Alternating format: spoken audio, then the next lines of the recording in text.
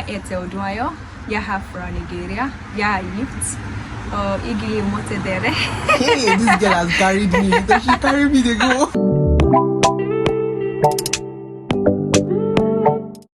Hi guys, welcome back to my YouTube channel. It's the girl Bukola, Bukola. To my whole subscribers, thank you for coming back, and to the new ones, you're welcome. And today we have somebody very, very important to me here, like very, very important. She's going to introduce herself, and you would have seen the thumbnail, and to give you an idea of what this topic is all about. So we'll just be gisting and talking about Norway, not really comparing Norway with UK, but just talking and gisting about Norway, life in Norway as an immigrant and like. So let's meet you. Thank you very much. It's such a pleasure to finally be on the Bukola TV. Is it? Bukola TV? TV good way. Yeah, because it's amazing what you do, and I feel really glad to be here on your channel. My name is Odunayo Shulanke. I'm from Nigeria, but now presently live in Norway with my family. How is life in Norway as a student? I know you came in as a student and you're still studying. So how was it? Just give us the trip of the journey. How was it? How did you move from Nigeria down here? Thank you. So I applied for a scholarship called Erasmus Mundus from Nigeria, and the scholarship involves you studying in at least 2 European universities to obtain your master's degree. So I got a chance to start my master's in aquaculture health management in Ghent University, which is in Belgium. And after I completed my first semester, I moved to Norway. And after 5 months, my husband joined me in Norway. That's interesting. So you moved from Belgium to Norway. Your master's Erasmus is free. You're not paying. Yes, it's free, and it is taught in English. Aha, so that was it. Yes, it's because I was English. disturbed. How did you learn the language within some months, and you're already being taught and you're doing very well? Yeah. But the scholarship is free. So are you being paid stipends? Yeah, so Erasmus pays a stipend of 8,000 euros per month for 2 years. But now the beautiful thing about having your part of my exchange in Norway is that I am treated as a Norwegian international student, which means that some of the rules that applies to them applies to me. For instance, when I gave birth to my daughter, I got an extension of my academic session for about 5 months, and due to that my husband qualified for a papa leave, which is like a paternity leave, a paid paternity leave. So it kind of gave us a work-life balance, because here in Norway students are treated and they have access to the same resources the like citizens, public funds? yeah, the citizen does. So it's really amazing. Wow, that's nice. How did you get the scholarship from Nigeria? Yeah, so I came in contact with some friends that were interested in studying abroad, and the one that was most popular was Commonwealth, that scholarship, and MasterCard. I applied to those, but also while doing those applications, I came in contact with Erasmus one way or the other, and I submitted my applications for that. So that's how I did that. Okay, thank you. Me, I'm not FUA. I don't like book, but she is FUA. In fact, she was the best graduating student of her set. Like, she don't like to blow down on. Funa bites. Yeah, up Funab. Then, in terms of working, were you like UK student work for 20 hours? Yeah. Do you have the same thing here? Yes, it's the same rule that applies here in Norway. Students are only allowed to work for 20 hours. And if you overwork, you have to show a study report to show that it's not affecting your academics, and it can really be a big issue. So it's often advised as an international student not to overwork.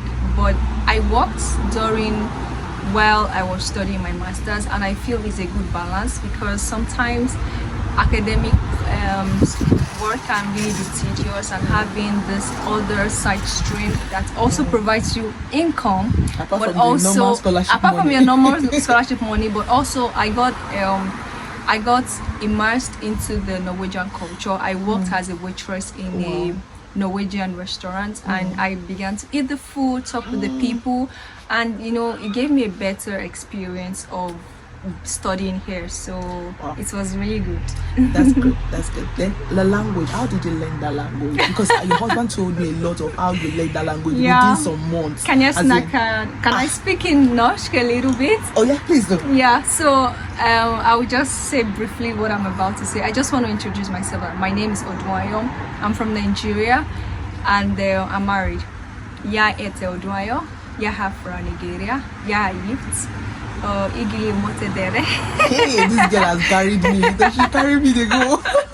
Like how did you do the language? Yeah. How? So I learned the language briefly after we relocated from Trondheim here. Kindergarten for children works such that it's based on academic session. So when we relocated here, there was no way she could get a kindergarten space, which means that I couldn't work because she was not at going to home. school. Okay. So I had that time, and I used it to learn the language because it was also important for getting my dream job. And although I could apply for English speaking job, but your ability to speak the language kind of gives you an advantage as an international student. So I learned the language by using some resources online, because there are a lot of free resources you can use, Like on can you remember one or YouTube. two? Yes, there is this particular teacher that does a podcast in Norsk. I think I can't remember the exact name right now, but there are a lot of, just type Norsk on Spotify and you hear this podcast. And also you can follow Instagram people that do little intro. And there are also like free Norwegian courses you can go to, but you have to really find this information and get them. And sometimes if you're in an international community, there are people that have gone through this process and that can help you. So I learned at home in 3 months, and I was really so like I was like do or die. I don't have so much time for this thing, so I was studying 8 hours every day, like reading, somebody listening. like us, we led the WhatsApp group. So but it was quite interesting because after I learned the language, I became to enjoy even the simple things. Like for instance, when I go to the supermarket, I don't have to use a Google Translate to check for bread, what kind of bread it is, or even the offers that they have, like the sales. I could really enjoy it, and it really made me feel more at home and not lost, because Norway is a small place and it's not every time you get to see Africans. So that's another thing. I wanted to ask, do you go to Nigerian church around here? Did you see anyone? No, we don't attend a Nigerian church here, but we met Africans but not Nigerians, although we have Nigerian community, like 1 or 2 people that we relate with. You mentioned that your child went to kindergarten later. Did you pay? Yes, we pay a fee. It depends on the area where you live, because for instance, before we moved here, we were paying a higher amount. It's usually between the range of like 2,000 Norwegian krona to 3,000 per month. And yes, they are fed lunch and also some snacks or fruits in the afternoon before you pick them up. I feel like for this kind of environment, it's like technically free, because if you have to pay such an amount from your own income, is like times 4. So it's actually subsidized. And here in Norway, as if a family, they at work you get some benefits, like if your child is sick, you're allowed to stay at home with them, and it's amazing. Another thing I would add is, for UK we have like an immigration route that you have to study for maybe 1 year. After your student visa, you get a skilled worker visa for 5 years. Then after 5 years, you get your ILR before you get your citizen. How is it like for Norway? So for Norway, as if you come in as a student, you are opportune to apply for something called a job seeker visa, which is valid for a year. And 1 year. That is like the post-study. That's like post-study in the UK. And after 1 year, if you're unable to find a job within Norway, you are expected to leave. But if you do and you find a skilled job, you qualify for permanent residence in like 3 years of working. So your can fourth be any year job, but not like they will have to sponsor you like UK do. No, they don't have to sponsor you. Just have a skilled job, not like a waitress job or a cleaning job, but like a plumbering, skilled job, plumbering, carpentering, things like that, or in your field. So just have a skilled job, and you get qualified. All right, thank you. Then another thing is, what were the culture shock when you came in? Like the food, was there anything that was shocking? Like what kind of thing is this? I think for me the culture shock was first the weather. It was like a very extreme weather. So it was so cold and I was freezing, and I realized that you have to layer your outfit. Wear a wool under, wear some wool on top, so you have to layer. And some of the clothes, if you buy them from UK, they won't even be suited for the climate here. So it's often advised that you get your stuff here. For instance, my winter jacket from Belgium, I couldn't use it in Norway because here in Norway they use like all this thermal stuff that are adapted to the weather. climate. And I heard that when there's snow, it's always high. It's always very high and it's glassy, so you have to wear spikes. So it's a different outfit, but if you're well dressed, and here the children from a small age, they are trained to enjoy outdoor. So they play with the snow, they play in the rain, they go for walks, and that's their lifestyle. They are never inside. But for me, I'm like, I can't see rain and say I want to play in the rain. So that's one of where we came from. That's where we came from. What about the food? That food, we are still even in the struggle. Maybe next time you are coming from UK, you have us bring some Niger, because we've only been able to find few products, not everything. Our hair cream, we don't even know where we'll find the next one, because it's those little things that sometimes make you feel like, oh. And thank you for bringing us African Agbada. It was, I'm taking it. Yes. I'll post it here, guys. Yes. Order yours. Please order it. It gives you this feel that you are home. It gives you this identity. And when we wore it yesterday on the ship, I felt unique, African babe. And I haven't had such an outfit in 2 years now. Wow. So thank you so much. See, guys, order yours. Get your own before it's finished. Thank you so much for coming. I don't want to take too much of your time. What's advice you can give people coming in as a student into Norway? What advice will you give them? I think coming to Norway is a very good decision you can make. Although right now you have to pay school fee, which is really quite expensive. Before you don't have to pay school fee. But now you have to pay school fee, which is very expensive.